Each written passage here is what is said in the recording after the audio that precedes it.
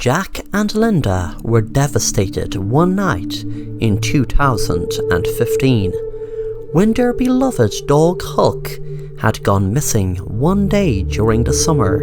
They both hoped for a week on end that the dog would turn up, and even though it was chipped, they didn't seem to be able to track it. Jack put it down to criminals stealing the dog and removing the chip. Linda didn't want to buy another pet, as she said it would just cause too much emotion with her and her loving memories of Huck. In 2020, Linda was sitting out in the garden, enjoying the sunshine, when she heard something move in the garden. She was surprised, so turned around. To her surprise, she saw a dog with an uncanny resemblance to Huck. It had been 5 years, and she wondered, how could the dog have came back after all this time? She couldn't help herself, so she called the dog in a friendly tone. "Here, Huck." Suddenly the dog barked very aggressively. Linda was surprised. She thought of something, but wouldn't find the bravery to check with the dog being so aggressive. But still she saw it. The brown patch under Huck's neck proved to Linda it was really Huck. She was so happy that he had returned, but wondered what made him so angry. She couldn't believe her eyes. After 5 years, Huck had finally came home. She was going to call her husband, but had decided to surprise him when he came home. That evening, when Jack had come home and saw what Linda's surprise was, he seemed to have gone pale. Linda wondered what was wrong, as she was certain Jack would be delighted to see Huck return. Suddenly Huck jumped right up and mauled Jack until his body was lying on the ground lifeless. That night she had a call from her friend Mike. She listened in shock to what Mike had to say. "Linda, I can't understand what is happening, and I'm sure there is an explanation, but I was the only one Jack had told. 5 years ago, Jack accidentally ran over Huck in the driveway and killed him. I helped him bury Huck. Linda, I don't know how this is possible, but before I called you, I went to where we buried him. The dog's bones and everything are gone. There is nothing there." Linda heard a noise behind her, and Huck was standing right next to her and started barking, then jumped right for her.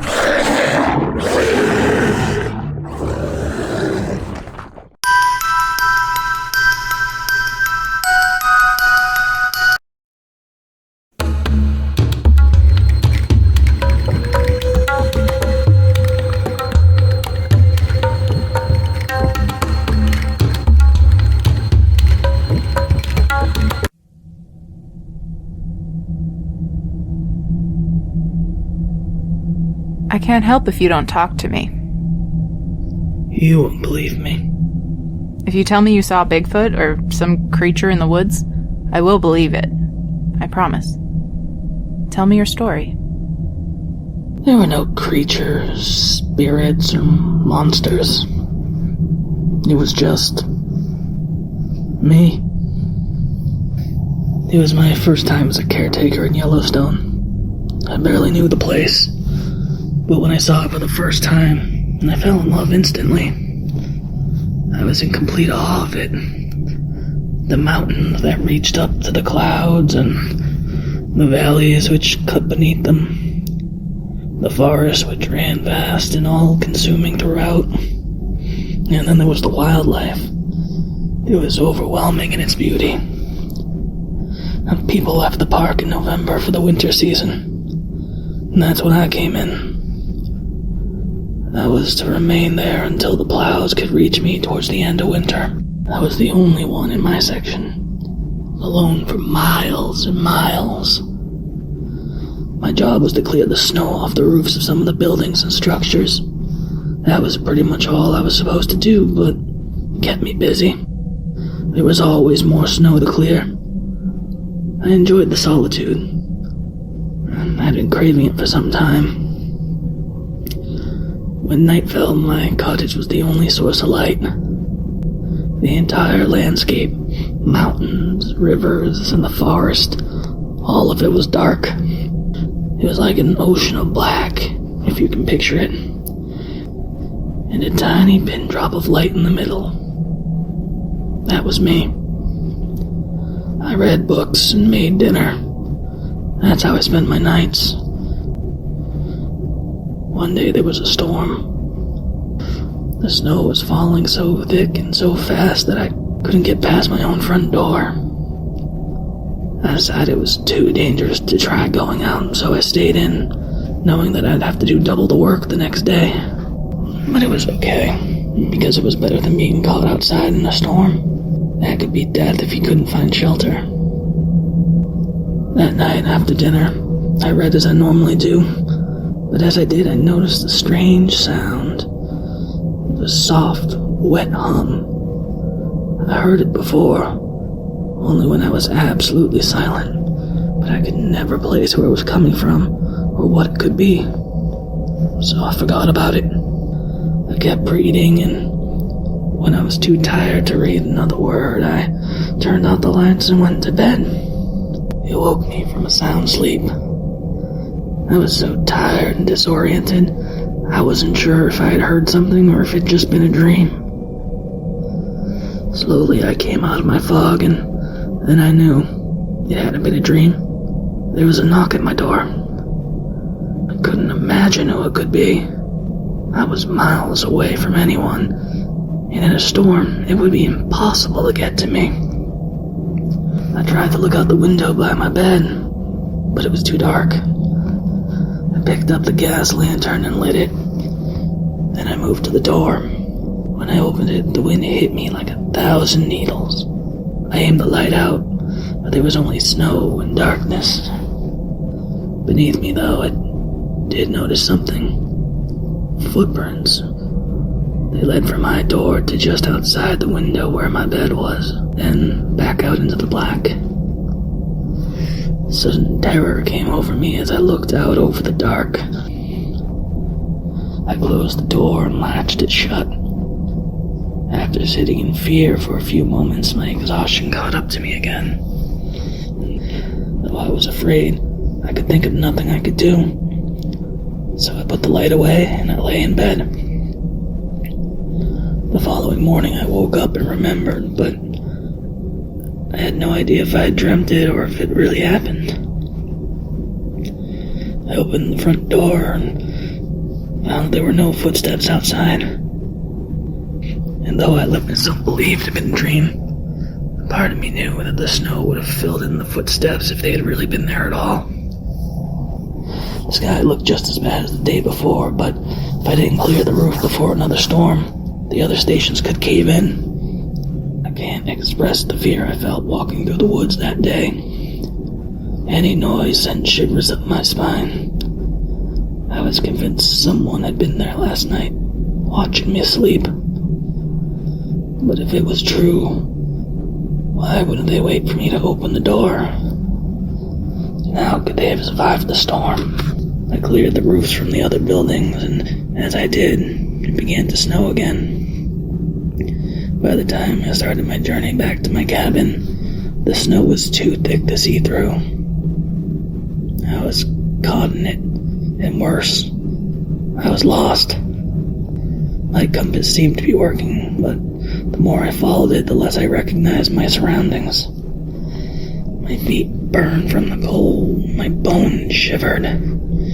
Then darkness fell. I thought that was it.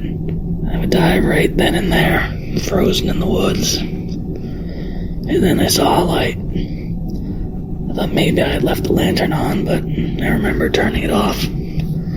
But I didn't care either way.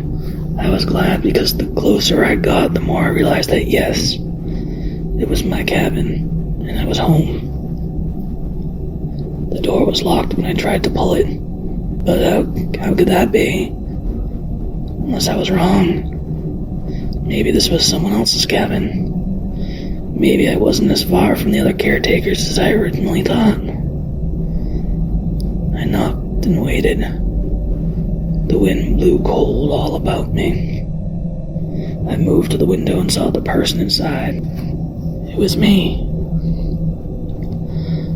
I stumbled back into the woods and hid. I watched the person inside open the door and looked out, the lantern held out ahead of them. I watched closely, trying to understand. Then they quickly went back inside and closed the door, as if they were afraid. Against all odds, I found my way back to the buildings I had cleaned and slept inside. I nearly froze to death that night. The next morning, I stood in the woods and watched the cabin for as long as I could before approaching it. When I finally did, I found it empty and the door was unlocked like I'd left it. It felt foreign to me now, like I was in someone else's home, like when you have to stay at a stranger's house, except all the things in it were mine. The only thing familiar was the smell. It was tart and sour, but in my time here I'd grown to love it, and I was home. Outside, the world was frozen. The life and beauty I had been struck by when I first arrived had long since faded. I was afraid of the day because I could look out my window and see what was outside. I didn't want to see. But of course, the day was nothing compared to night. I needed the heater, but it lit the cabin from inside. I felt naked, exposed. I couldn't see anything past the windows. The only thing in them was my own reflection. I lifted the mattress off the bed and leaned it against the glass. I didn't need the bed. I had no intention of sleeping that night. I sat across from the door and watched it. Every time the wind blew and shook the door, I felt my stomach turn cold. At first, I couldn't tell if I was really hearing what I thought. The screams swelled and faded, or maybe they were just shrieks of wind pushing through the pines.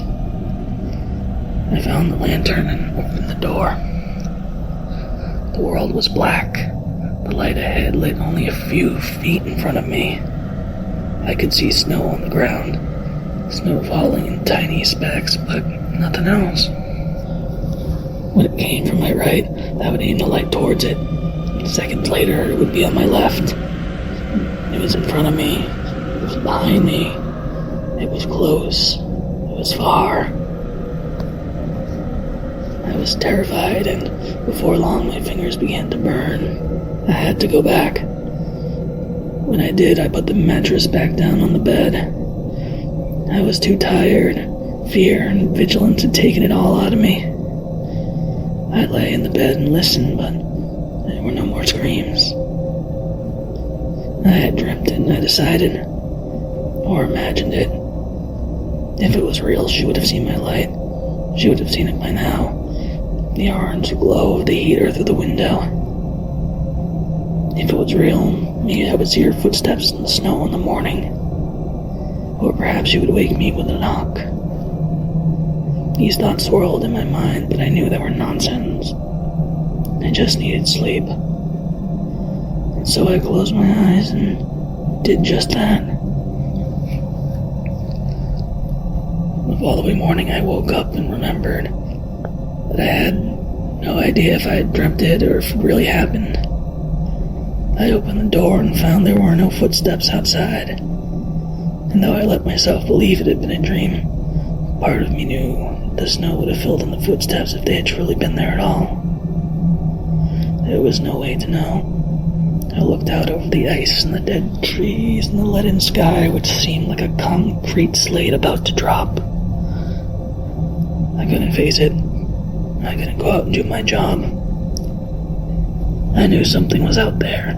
I didn't know what, but it was there. Between the trees on the other side of the hills. I sat on the floor facing the door again. I stared at the wood of the door and listened. I wondered about her, the woman who screamed. I wondered if she had died in the night, and if so, would she come now? would she come knocking and ask why I didn't help her? In the silence of the day, I could hear it again. The strange hum. The wet, sticky sound I knew I could never place. And then something fell in front of me. Small like a speck, but solid. I leaned down to it. It was white and wriggling. A maggot. Something tickled my hand. I looked down and saw another maggot crawling across my knuckles. Another one dropped from above, falling on my shoulder. I lifted my eyes up. On the ceiling, there was the shape of a small square door. I had forgotten about it. Forgotten about the attic.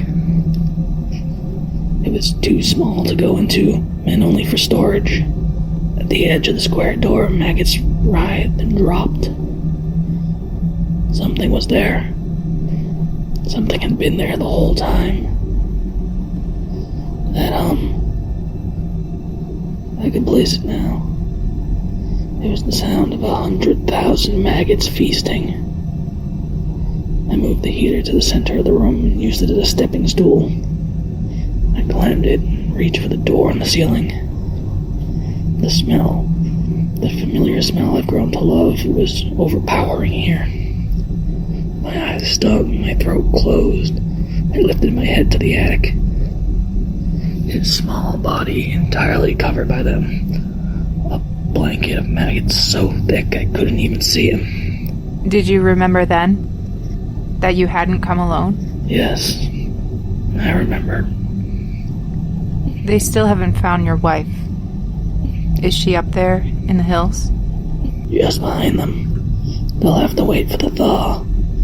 It was a brutal winter. I tried to tell her there was nothing out there, nothing but ice, but she ran anyway.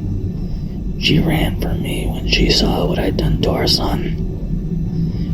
She ran begging for help, screaming for it, but there was no one out there.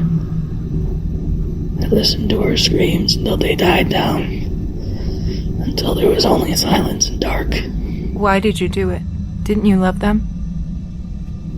With all my heart. Too much. It was all I knew. It was suffocating. Some men shouldn't have that much love. Some men should just be alone.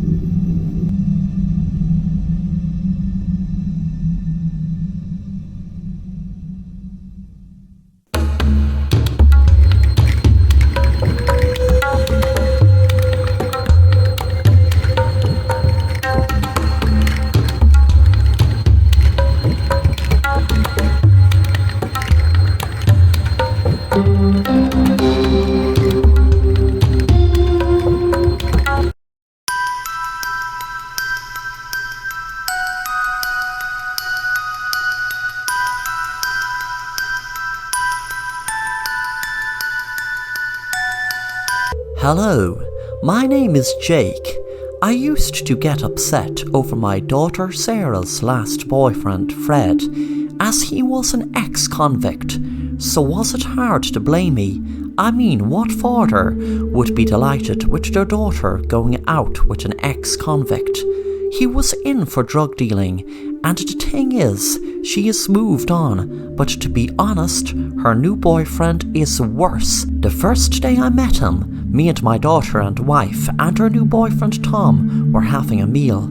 Tom just gave me a cold stare, and there was something dark and void in his eyes. My wife and daughter hadn't seen it, but I knew he was hiding something. I don't know what, I don't know how big, but I just knew. I tried telling my daughter, "Sweetie, I know that you think you know Tom, but are you really sure you really know him? I mean, put it this way, he doesn't seem to talk about his family much." My daughter cut me off. "Dad, why do you question everything and everyone I go out with? Tom is a very caring guy, and he has been there for me the last few months, and especially since Fred has become a crazed stalker who just won't get it into his head that I am over him and don't want anything to do with him. Tom has told him to back off, and to be honest, I don't think he would have, only for Tom frightening him or whatever he did to get him to back off. I was really scared my daughter was going to get into trouble with this stranger Tom, so I used it to my advantage what she had just told me about Tom frightening her ex Fred. I said to my daughter, "Well, there you go, sweetie. You don't know what he did to Fred. Did he threaten to kill him, or did he have him beaten up? I mean, let's face it, Fred doesn't seem the type of guy to just back off. You were months trying to get him to stop stalking you. I was hoping to find something to prove I was right about my daughter's new boyfriend Tom, so I did some research and typed his name into the search engine. Millions of results came up, so I tried doing the image search of him and the town and the company he is meant to work for. I was hoping he wouldn't appear at all, that he was just giving a false name and he would be cut out way before anything bad happened to my daughter. But my hopes were dashed when his face popped up.